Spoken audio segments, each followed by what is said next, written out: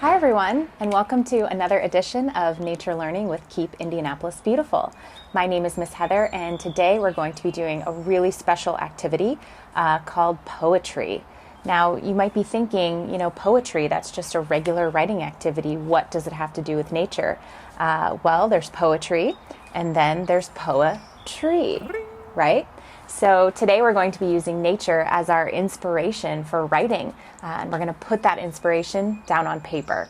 So the first thing I want to do is thank our friends at PoeTREE for giving us this awesome activity. They have all kinds of great curriculum resources, so if you'd like to download the full activity, visit PoeTREE. So the first thing we want to do is just go outside, walk around, maybe sit for a minute, and just look around at nature and think about how it makes you feel. What do you see? What do you hear? What do you smell even, right? So think about all the things that describe how you're feeling while you're in nature today. Then we're going to go either inside or you can stay outside with your pen and paper, and we're going to practice 3 poetic forms. The first poetic form is called an acrostic. An acrostic is a poem where when you take the first letter of each line and you spell it out vertically, it creates a word. And in this case, it's going to create a word from nature. So it could be tree, it could be flower, it could be plant, whatever you see that you're excited to write about. Once you have your word, you want to spell it out vertically, and then you're going to start each line of your poem with the first letter in that line. So for tree, we might start with T and say it's towering. And then we might go to R and start describing its colors and say red, yellow, green leaves.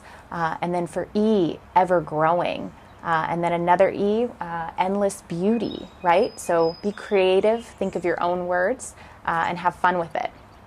The second form of poetry that we're going to practice today is called a haiku.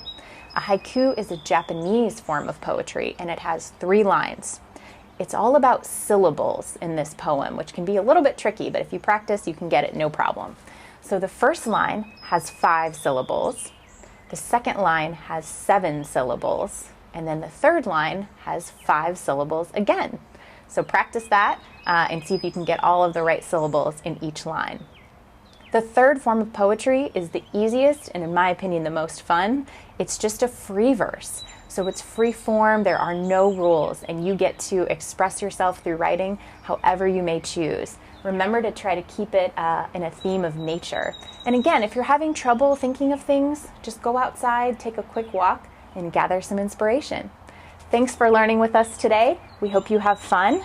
Don't forget, you can post pictures of your poems. You can even illustrate your poems, put them online, and tag us at KIBIORG. We'll see you next time.